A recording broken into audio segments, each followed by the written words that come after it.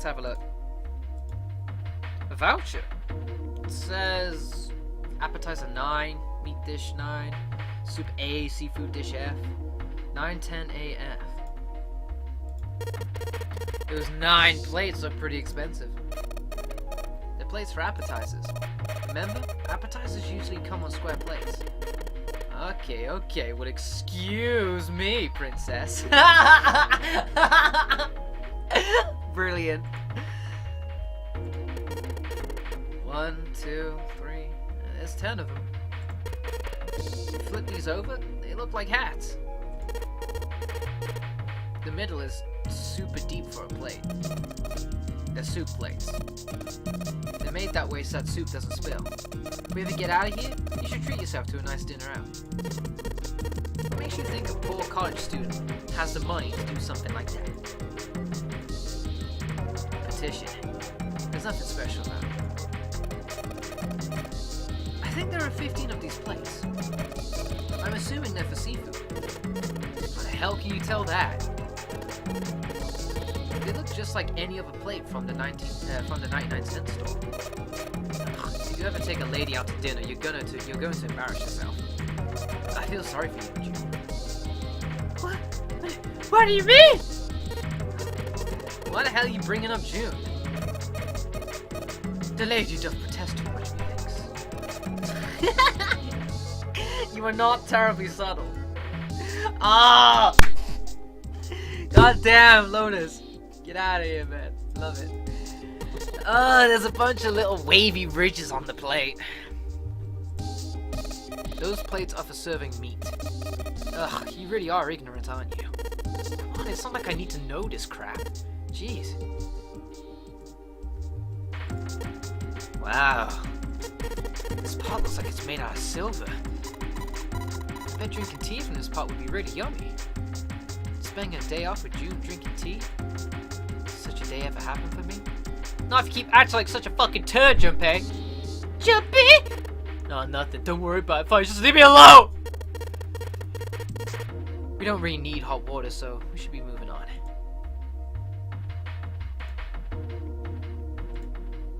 Maybe this table is for preparing food. There are plates everywhere. A sink? It's still got water in it. There are a couple of plates in there, but I don't think they're gonna help as much. I got a whetstone! The only time I ever associate with any of these is when I'm sharpening blades in games. It's quite weird to actually have one of these in a game like this. And looking like this too!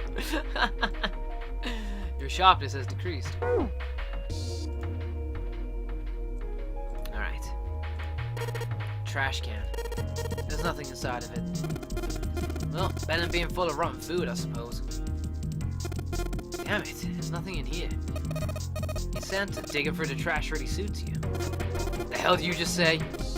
Listen, lady, I did you a favor. I knew you'd just piss and moan, so I did it for you. Oh my. I don't recall asking you to do anything. Love and faith and hope! I ought to throttle you. Squeeze me! What the fuck?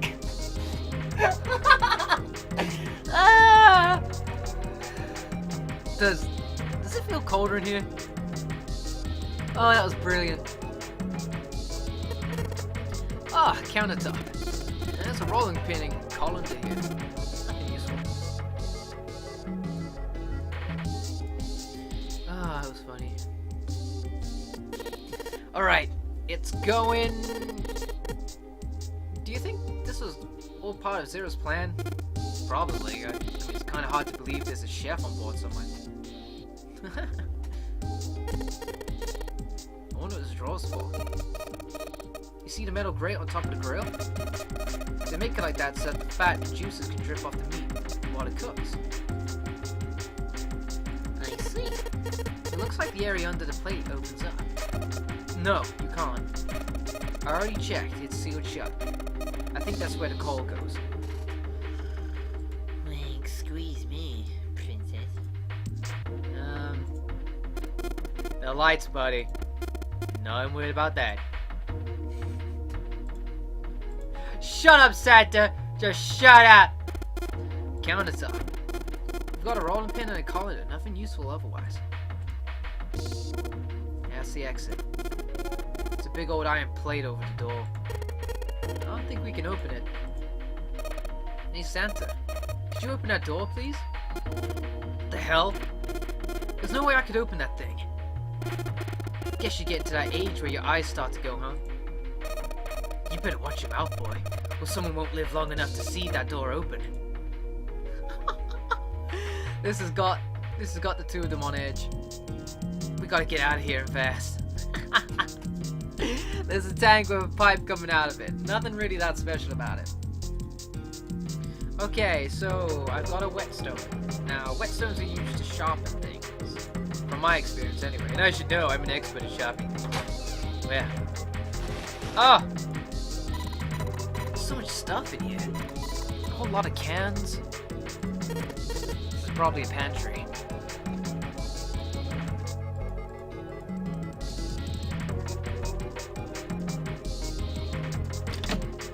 Oh, dude! A rusty knife. I don't think we'll be able to use it while it's like this. The knife seemed important, Junpei thought. But it wasn't going to be much use the way it was. It's futile. Futile? You know, a waste, useless, pointless. Oh. Any particular reason you wanted to bring that up? Oh, no reason, really. I was just thinking about futility.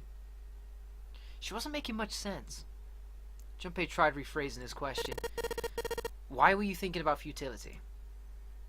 At last she answered. Well, it has something to do with the Titanic. The Titanic? Yeah. Have you ever heard the story that the sinking of the Titanic was predicted? I kinda have, but I don't know much about it, so I'll say no. No, I haven't. What is it? In 1892, 14 years before the Titanic sank, a novel was published. It was called Futility. It was written by an American novelist named Morgan Robertson. The story was about a big cruise ship colliding with an iceberg and sinking.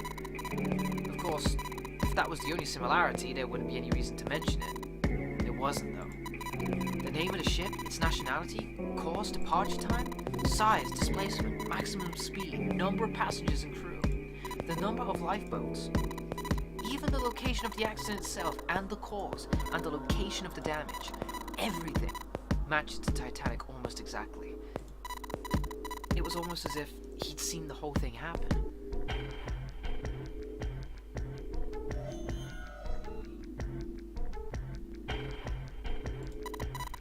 This book was written 14 years before the Titanic sank.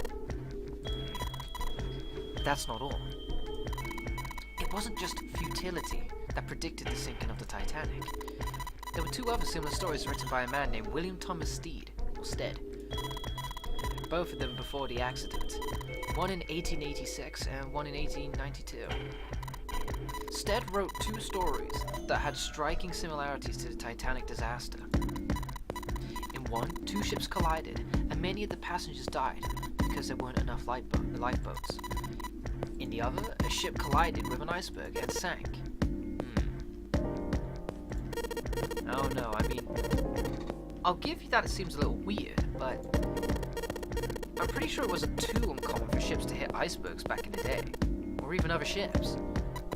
Right. I knew you'd say that. But what if Stead had some sort of special power? To be more specific, what if he had the ability to do automatic writing? What? Automatic writing? Wait, are you talking about that thing where someone says they're possessed by a spirit? And then they write a bunch of stuff without knowing what they're writing? Yes.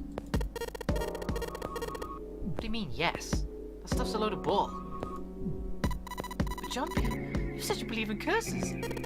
Oh, come on, that's totally different. Okay, so yes, let's say, hypothetically, that automatic writing isn't a total load. These guys still couldn't have predicted the sinking of the Titanic. When this Stead dude wrote this thing, Nobody died on the Titanic yet.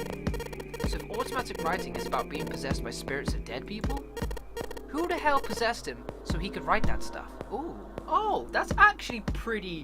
Yeah, okay, but I don't think spooky woogies and bloogie bloogies and, you know, woo, I don't think that is the thing that's going on here. But yeah, that's actually... That is true. That's not it. What's not it? Stead wasn't possessed by a spirit. He was doing the possessing. Whoa, hold up, girl. What are you smoking? What are you blazing? What you been blazing, eh? I bet she drank that funky water in that fucking bedroom, man. William Thomas Stead was a passenger on the Titanic. Oh, but hold up. He just wrote that down. He just wrote down what he saw with his own eyes. 20 years before it happened. He decided it was probably best to say nothing. No, Junpei, no! No! We're onto something here! Junpei! Don't! You always do this. You did this last time, and what happened? An axe went in your fucking face. Right? Don't drop shit, Junpei. It's dumb. What June was saying was insane and utterly absurd. If you tried to take what she was saying seriously, he'd go mad. Damn it! Junpei smiled uncomfortably. Well, I guess we better look for a way out. Why don't we talk about this some other time, okay? Oh God, Junpei. Her voice trailed off and she glanced at the floor, troubled. Tippy-tap. Junpei tapped June gently on the shoulder and awkwardly reached around her to pick up the knife from the box. It's time, June. It's time. Alright. Maybe I'll use the whetstone to sharpen the knife. The blade of the knife is getting sharper by the second. Could be able to cut something pretty good with this. Yeah, boy. Like June's clothes. Alright.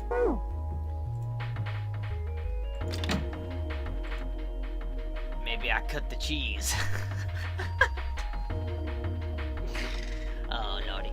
Right. There are a number of cheeses lined up on the shelf. They actually look pretty tasty. This is Gouda cheese, the most famous Dutch cheese. If you don't cut open the casing, it usually won't go bad. So you can store it at room temperature for quite a while. So we can eat this? Most likely. I'm not hungry at all. I guess it's hard to get hungry in a situation like this, you know, with a bomb in your stomach. I guess I'm pretty full already. There's cheese on the shelf. Sweet. There's cheese on the... Oh, man. Okay, let's just for the sake of doing it, do it. Hey, there's something behind the cheese. You're right. Why don't we move some of the cheese? Alright, guys, time to move it. June and I need to look behind you. Oh. There's a little green bottle back here. Hey, Joe. What up? Oh, it's oil. Never mind. Oh, look. Cooking oil. You could probably use this to make something slippery. Oh, well. I can't.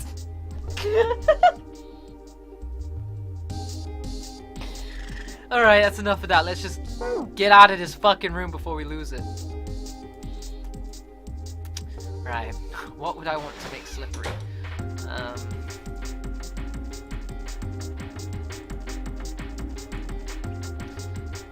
What's all this about? An iron oven. It's pretty heavy duty. Yeah, it's probably industrial quality. I bet you could cook anything with this. Anyway, let's have a look inside. Damn, I knew it. It's locked.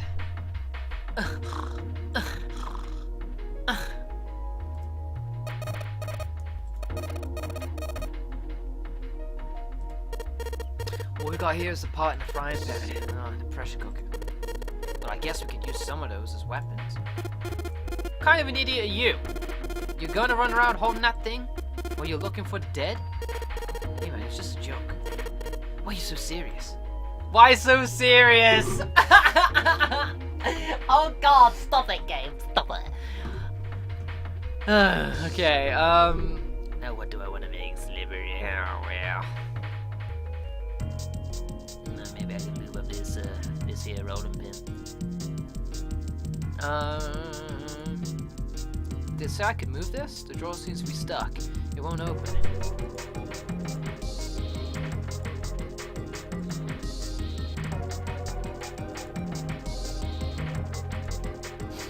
Okay. Maybe we could pry it.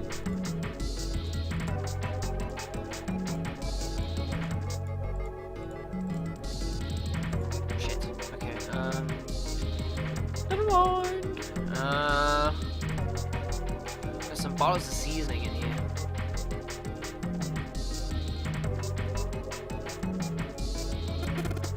This is the door we came in through. It's not locked, so we could go back out, but what's the point, right? All that's out there is an iron gate and a dead-end hallway. Yep. Might as well be locked for all the good it's going back there will do.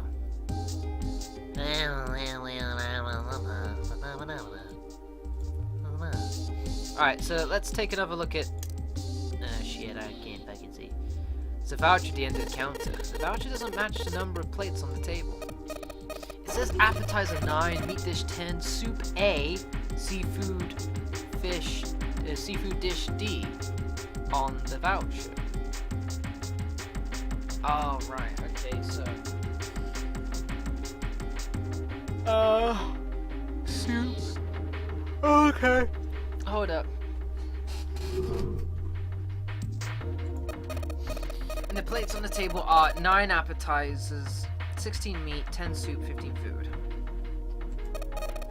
Maybe they're using hexadecimal here. Oh, don't give me that. The hexadecimal is? It's a number system that goes 8, 9, A, B, C. You're familiar with base 10, right? That's the normal system of numbers. The base 10 equivalents to hexadecimal points numbers would be like this. A equals 10, B 11, C 12, D, E, F, that kind of thing. And 10 equals 16. What? 10 equals 16? Hold on, what? The 10 becomes 16 in base 10. I have totally just lost what she was saying. Shit! 10 becomes 16 in base 10. I know it sounds strange, but you can think of it as just 6 letters added onto the normal number system after 9. A equals 10, B equals 11, C 11, D. What? A equals 10, 10 equals 16. I think I missed out a part of her explanation that kind of gave me that 10 equals 16 thing, where she said just add 10, just add 6 letters onto 10. And so on. I think I get it. No, I don't, because I kind of ballsed it. Okay, shit. Let me. Can you explain this again? Lotus. Rests of enlightenment. I need knowledge. Hexadecimal. I wonder if it's some kind of hint. Yeah, maybe. Jumpy, do you remember what I told you about hexadecimal code earlier? No. No, I don't. All right then. Here's a little quiz for you. What would 9 in F be in base 10? Ooh, F equals 15. Wait.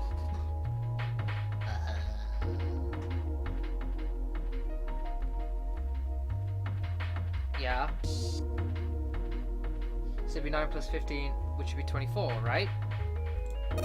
That's right. Good job. You're a fast learner. Okay, so... Right. There are 9 plates of appetizers.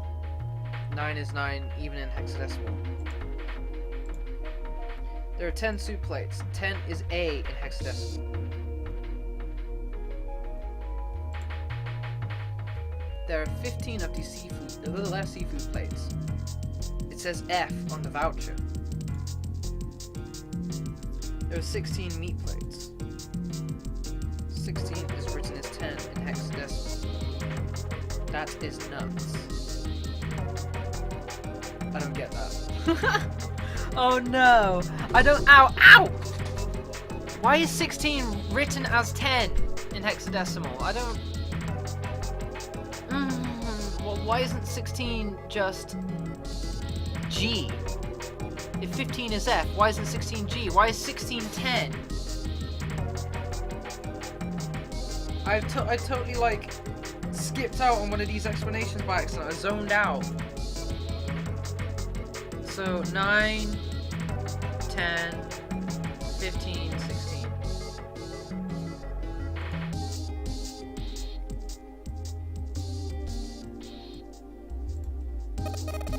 That's probably what you're supposed to use to enter the password. Maybe if we put in the right number, it'll open up. Hey Jumpy, why don't you try entering the numbers we found on the voucher earlier? The one that said appetizer 9, meat dish 10, soup A, seafood dish F. I'm so confused. Okay, so it'd be 9, 10, soup A, which is also 10, and seafood dish F. So 9, 10, 10, 15.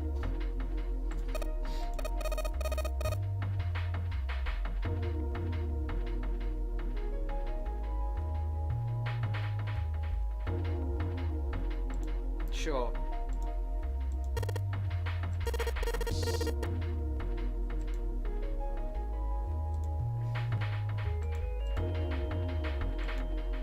Damn, okay.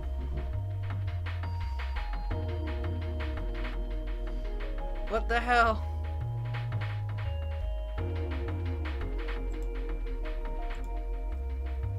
I don't get that.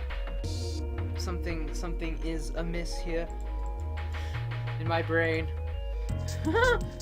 Alright. There are 9 plates of appetizers, 9 is 9 even hexadecimal.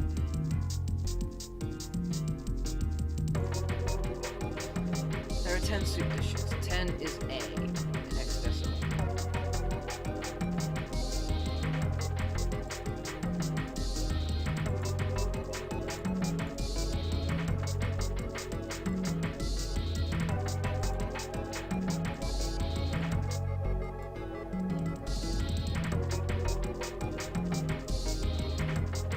What? Alright, so whatever's cracking here, it won't even let us punch in numbers. So I can't even like kind of mess around with little, you know, how my brain just goes silly. Looks like the number of the voucher isn't the actual passcode. Right, well, maybe I should just throw oil on it then.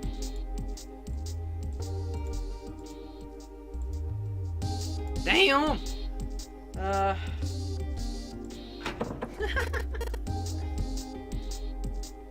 Damn it, didn't work. Doesn't matter how many times you try it, this door isn't going to open until we've solved all the puzzles in the room. I'm sure this is all just part of Zero's plan. I just can't imagine what his motives could be. But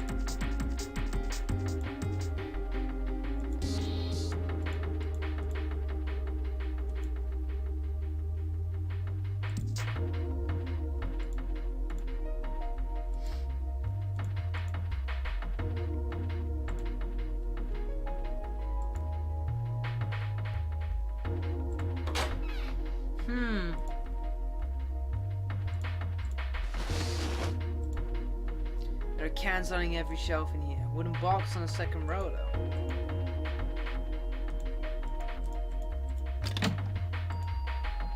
There's nothing inside.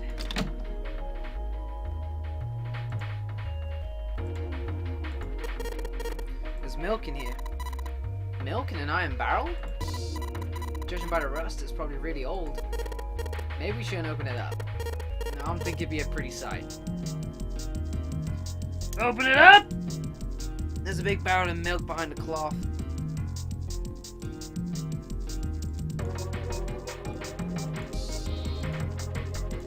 Oh, there's sweet cheese.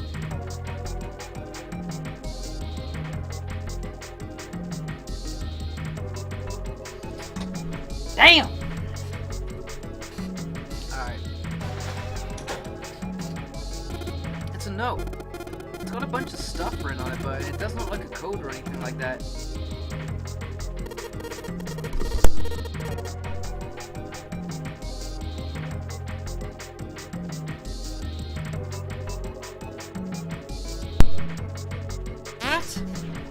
Just had to talk for a sec.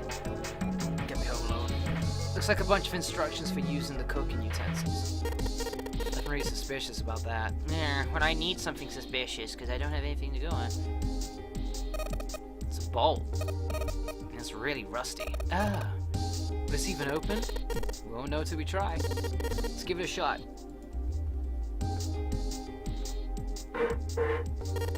Damn. No dice. This bolt is rusted in place. It won't budge. Of course. Maybe if I put some oil on it. Hey. Just a little bit of oil then. Come on. Come on, you little son of a bitch. Whoa. Ah, yes. Got you, you little bastard. You did it, Jumpy. You're so smart. Get off. As Junpei walked into a room, a blast of cold air washed over him. Almost instinctively, he folded his arms tight across his chest, doing what he could to conserve body heat.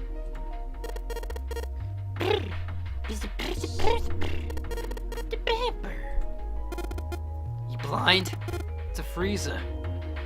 Santa's teeth had already begun to chatter. Hardly surprising. The freezer was far too cold for someone dressed as he was. Lotus, however, was in an even worse situation. Oh, no way! That's way too cold for me. I'll freeze solid in seconds. Sorry, but I'm afraid I'll have to pass on this one. I'm gonna leave the rest to you. With that, she ran out the room. As Lotus left, June came in. Whoa, it's really cold in here. White puffs of steam hovered in front of their faces as they talked.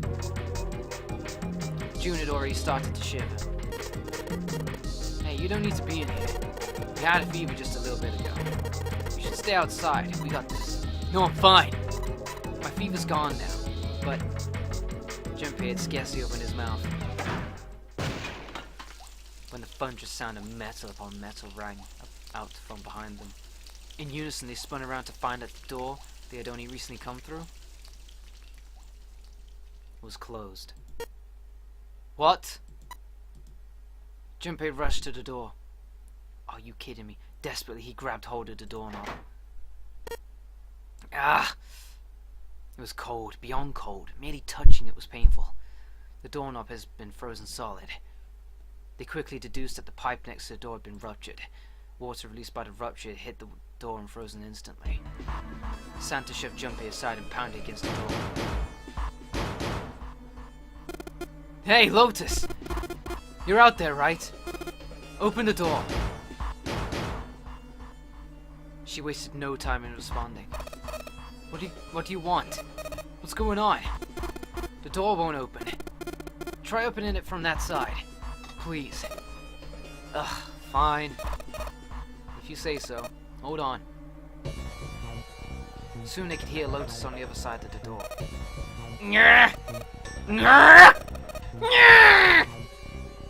Then the grunting ceased, and they could hear light panting, as if from exertion. It's no use. It won't budge. You've got more people in there, you figure it out. It's that bullshit. God damn it. Santa was shaking like a newborn deer. June was hugging herself and was shivering violently. Even Junpei, with the heaviest clothes of any of them, was clearly feeling the cold. With every breath they took, they could feel the cold working its way deeper and deeper into their bodies. Anyway, let's find a way out. If we don't get moving, we're gonna be permanent residents. Oh god. 2 heads are better than 9. I'm sure we'll figure something out. Yeah, you're right. Let's just take a good look around this room, okay? Right. They pushed in close to one another and began to search. Well.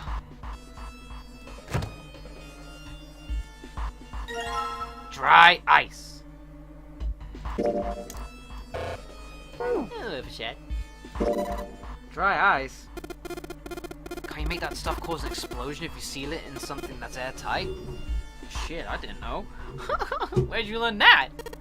Explode? Yeah, didn't you do that in school? You should never underestimate the power of expanding gas. Alright, something airtight in it kind of pops. Junpei picked up the dry ice with his sleeves as to avoid burning himself. Dry ice is just frozen carbon dioxide, right? Yeah, it is. I wonder how warm it has to get for it to turn back into gas again. Hell if I know. How's that gonna help us anyway? Oh, I figure we might be able to use it to get out of here. They were about to move out when June spoke up. Carbon dioxide's sublimation point is minus 109 degrees. Any warmer than that, and it will turn to gas. Any lower, and it becomes a solid. Junpei looked at her dumbfounded. How do you know that? Tee-hee, motherfucker. Tee-hee. Despite my looks, I'm the queen. Bleh. The queen of random knowledge. Looks bad to mess up when you're showing off.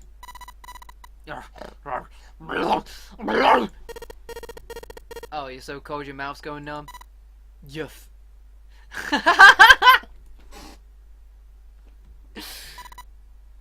That's white. You're just doing that on purpose, aren't you? June giggled and did her best to hide her guilt. At least she was still feeling good enough to joke around, Junpei told himself. Come on guys, don't you think that's kind of weird? I wonder why it doesn't turn into a solid first. Liquids first, sorry. Santa was now shivering at an astounding rate, but his curiosity seemed unaffected. Junpei, however, was not in a mood to discuss science. I guess it strikes me as kind of odd. It did seem rather odd to Junpei, and he couldn't help but think about it. June answered. But it can turn into a liquid. Carbon dioxide turns to liquid if you put it under high enough pressure. But at 1 atmosphere normal air pressure, it won't turn into a liquid, right? That's right. Instead of melting, it'll do what's called sublimating. The change immediately from solid state to a gaseous one. See, that is weird. Water's a liquid between 32 degrees and 212 degrees. So why isn't that case for carbon dioxide? June replied with an answer that stunned both of them. It's a kind of ice that doesn't turn into the liquid when it goes above 32 degrees. I heard about it. Here we go. This motherfucking ice again that we get in the opening. And ice with the mummy that didn't melt in the desert. This fucking ice mentioned in a book. And here we are again. This special ice. Its melting point is 96 degrees. Ice with a melting point of 96 degrees? You mean there's water that freezes at 96 degrees? Yeah. Well, you could also look at it as ice that won't melt until it's 96 degrees. Water that freezes at 96 degrees. Ice that won't melt until it's 96 degrees. Junpei was cold as hell, but this was too interesting to ignore.